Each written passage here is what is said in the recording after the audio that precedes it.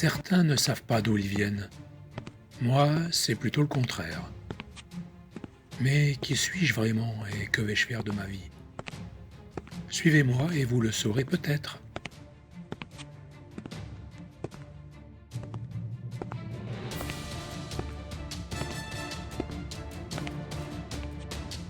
Je m'appelle Michel Gérard d'Amberménil. J'ai une vie hors du commun, pleine de voyages et d'aventures.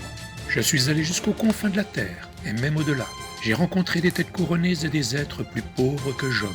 J'ai frôlé l'extase et la mort, plus souvent qu'à mon tour. J'ai vécu plusieurs vies et de nombreuses histoires. Et de mémoire, je vais vous les raconter. Je suis né du côté de Lunéville en Lorraine, le 5 avril 1850, dans une famille de petits nobliaux, dont l'origine remonte à Charlemagne. Vous savez, celui qui a la barbe fleurie et qui a été sacré empereur d'Occident en l'an 800. Ma jeunesse fut heureuse et insouciante. Peu doué pour les études, hormis l'histoire et la géographie, je préférais participer aux travaux des champs avec les paysans sur les rares terres qu'il nous restait.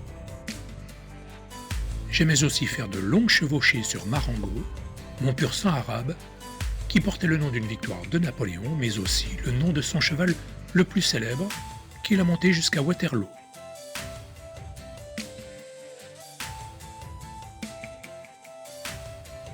Les cours d'escrime et le maniement des armes avec Jacques, notre maître d'armes, me passionnaient. Mais ce que je préférais par-dessus tout, c'était de battre la campagne avec mes amis, et l'on jouait à la guerre. Nous étions au temps de Charlemagne, à combattre les Saxons, au temps des croisades à combattre le Croissant, à la guerre de 100 Ans, et l'on boutait l'anglais. Mais le plus souvent, nous étions dans l'armée impériale de Napoléon Ier. Ces temps sans cesse recomposés m'avaient toujours donné envie d'action et d'aventure, et je dévorais tous les livres de la bibliothèque familiale qui parlaient de voyage et d'histoire, et il y en avait un grand nombre. J'aimais aussi regarder l'énorme globe terrestre qui avait été fabriqué à la demande de mon père et qui mentionnait toutes les batailles que les d'Amberménil avaient menées.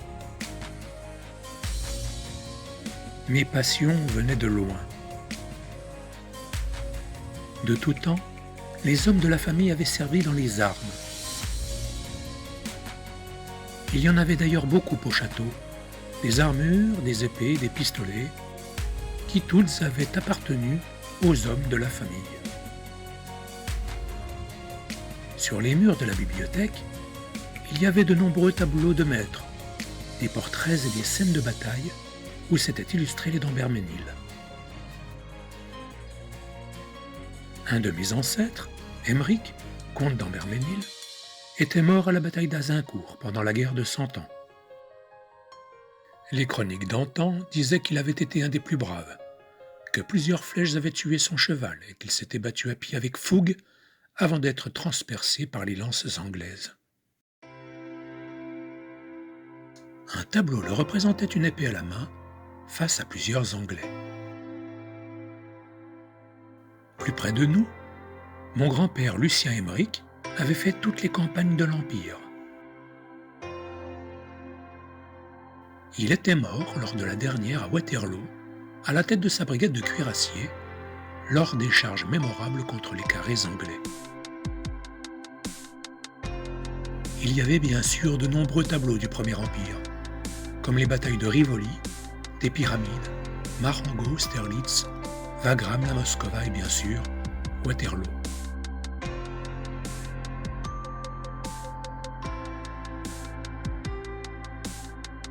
Sur ce tableau, Lucien Aymeric chargeait devant ses hommes et avait eu 5 chevaux tués sous lui, dit-on.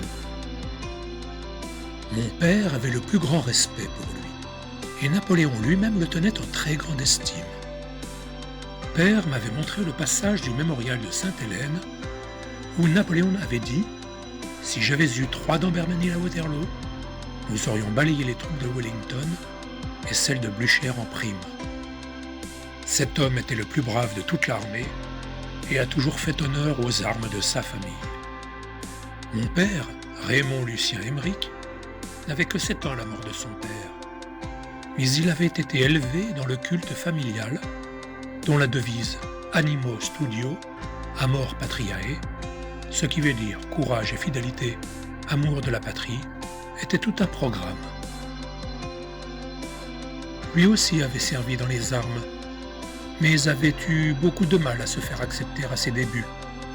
Beaucoup d'hommes de sang noble de sa génération considérant son passé familial récent avec mépris, servir sous la Révolution puis l'Empire étant considéré comme une trahison de Dieu et du roi. Il voulait faire au plus tôt ses preuves, faire taire les médisances, et s'était porté volontaire pour partir avec le corps expéditionnaire en Algérie. Il n'aimait pas parler de cette expérience.